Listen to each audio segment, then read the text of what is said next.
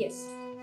So all of us now did the internalization exercise where you visualize yourself as Mahasadashiva with the 25 heads, 50 hands, and 75 toes.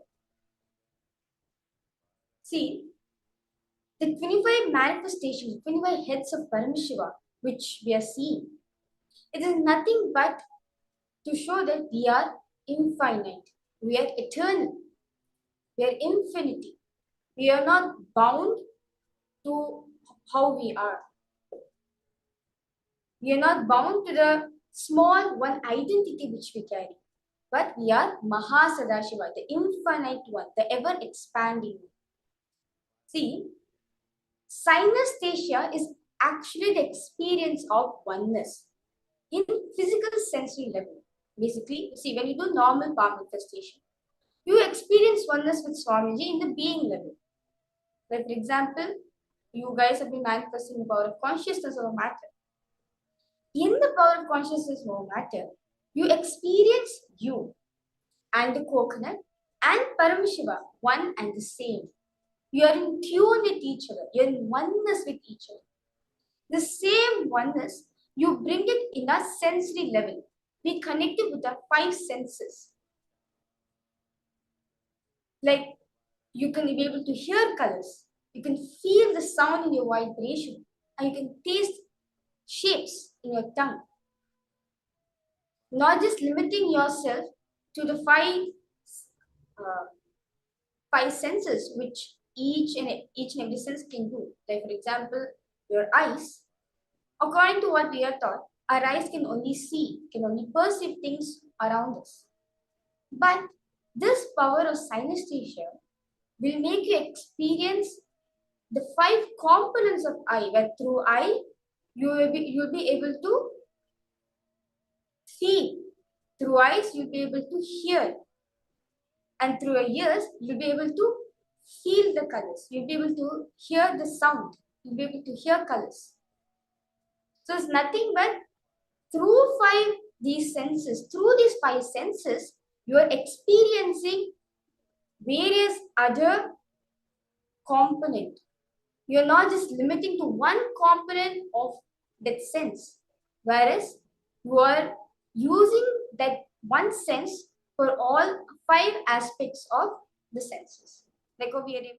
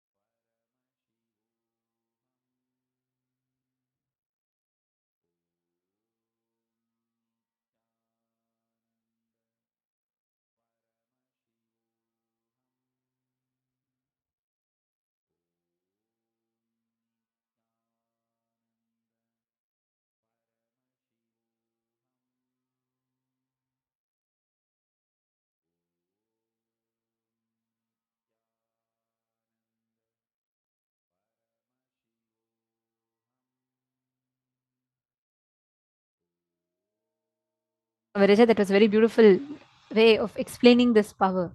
Because synesthesia, like Swamiji was revealing to us in this session, is your ability to process simultaneously, spontaneously, synergetically, synesthetically through all your five senses. You would have heard about seeing a color. But what if I told you you can taste the color? You can smell the sound. Isn't that like something beyond our understanding? But it actually exists. Unfortunately, we are so trained to perceive through just one or two of our senses, which is very strongly connected. Food, you connect to it very strongly through your sense of taste, smell, and sometimes the sense of, sorry, and also the sense of seeing. Now, each of it is associated to a certain sense. Even that, we only use one at a time. When you are seeing a color, you see a color. If you are enjoying the food, first you see it, you process it, then you smell it, and then only you go and taste it. In synesthesia, you are simultaneously, spontaneously absorbing the information through all your five senses at the same time, which creates a synergetic trigger in your system wherein you're able to grasp all the information from all points of views. And this is what Swamiji had actually blessed with all the Gurukul Balasans when Swamiji used to initiate us. We used to start manifesting this power. That's why many kids will, when they manifest the power of third eye, right, when they're having their eyes closed, they will not actually see the words, they will actually hear the words. They will sometimes, the kids will say, if we show a lemon, they will suddenly start tasting the lemon in their um, mouth. They'll have the smell or the taste of a lemon. They will cognize the information. They don't eat it to taste it. They just see through the third eye and they cognize the input received is from the sense of taste. This power is the power of synesthesia. One sense material object in all the five senses. You can taste, hear, feel, touch, see, all the five senses for one material. Same way, like how you do creation, sustenance, rejuvenation, pulling out of delusion and liberation, same way you can taste rejuvenation and liberation, delusion and liberation. All the five happen simultaneously, spontaneously, synergetically, synesthetically. That is the power that all of us are going to be manifesting. Can I request all of you to post yes in the chat if you all have understood this clearly? Okay. Now, this is a power that all of us are going to be entering into to manifest now. And what we are going to be doing like is we're going to be showing all of you certain image. It's not going to be a full picture. It could even be a microscopic image of a certain object. You're going to be perceiving the information about that object, about that particular material through all your five senses, and you're going to be describing it. Ready? Shall we all start? All right. So let's enter into the round one. Your time starts now. Chant the Mahavakya through all your five senses. Try tasting it, try hearing it, try smelling it. In all the five, through all the five senses, try perceiving this. Chant the Mahavakya, you will suddenly see it will be like all your senses will be performing at its peak. Suddenly, you will see all your senses will get triggered. It will start absorbing and processing the information.